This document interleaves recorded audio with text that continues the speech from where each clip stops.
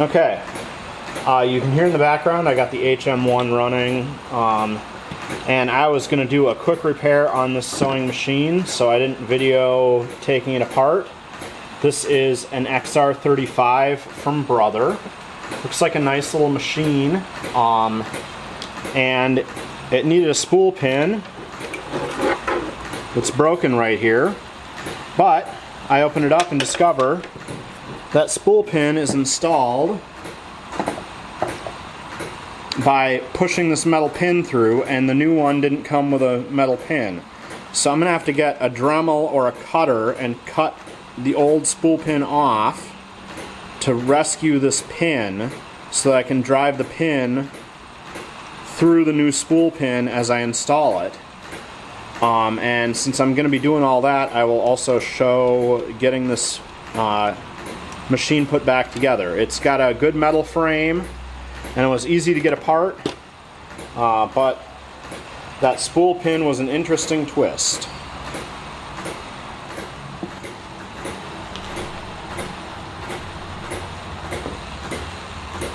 Okay, so I got this pin out.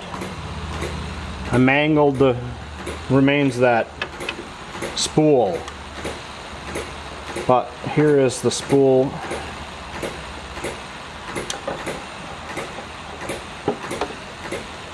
The new one. This pin has a crimped end and a smooth end. Smooth end goes down in through and slips into its spot, and then we have to push that crimped end in, and it just pushes in finger tight. So I just need the tip of a screwdriver. There. And now that new spool pin is held in place.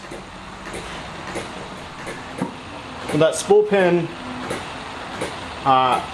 replaced on the back of the machine, this is the XR35 Brother. It's pretty well made inside. It's got this metal frame everything's hanging off of. To put the metal cover back on, or the plastic back cover back on, you can just settle the machine down and it slips right in place. So this is a pretty easy cover to take off and put back on.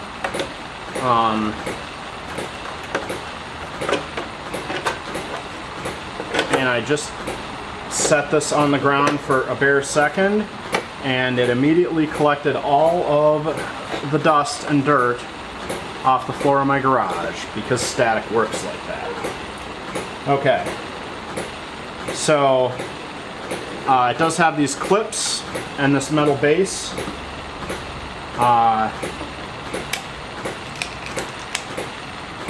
And so you have to remove these two rubber feet to get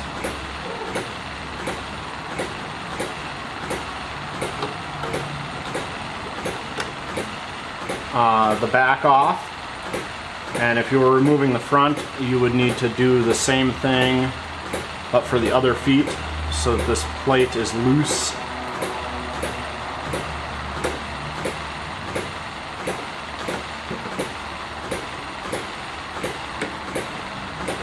It is a little inconvenient because these screws have a separate collar to space so that they don't squish these rubber feet instead of just having a shoulder.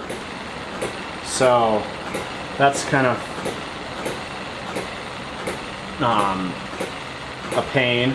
And I see that this machine lost one of the rubber feet in the course of its life, so it's not going to be a very stable machine.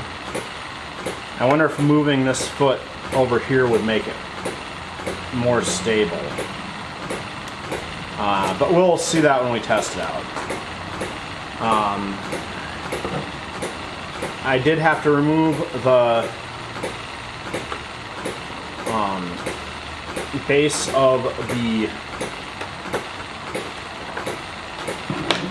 base cover for the free arm here.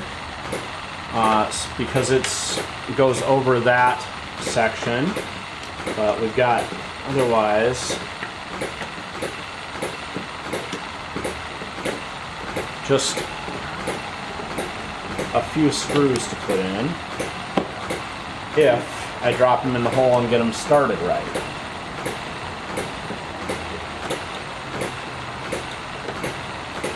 There we go.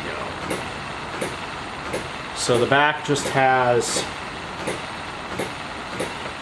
1, 2, 3, 4 screws, and then you do have to remove this screw.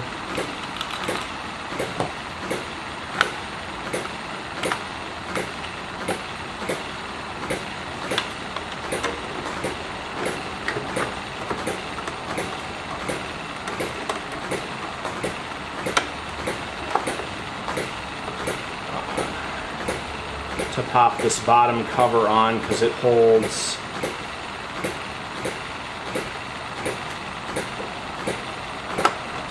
there, because it helps hold the back together. And then we've got a tab on the front here behind the light cover.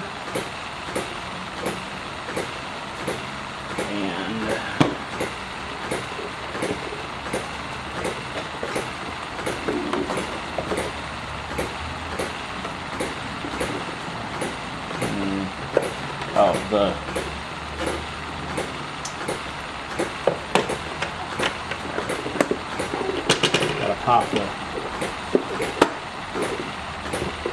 you have to pop the handle up so that it'll slip right in the way it fits, or to fit the back on. So, and then it all snaps together, and there's a screw here.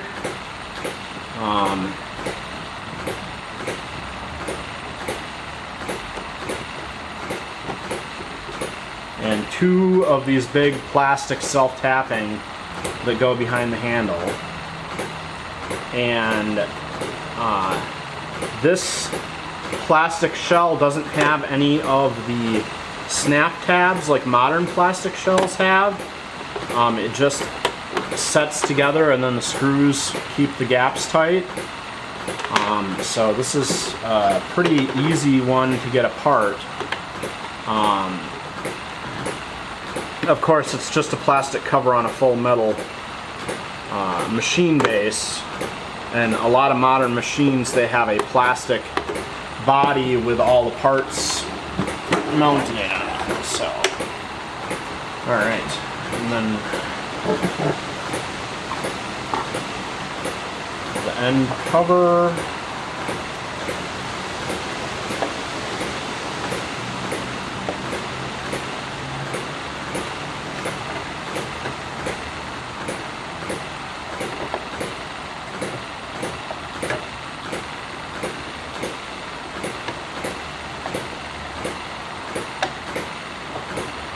There. Okay. New spool pin in place. I'll be able to try this out.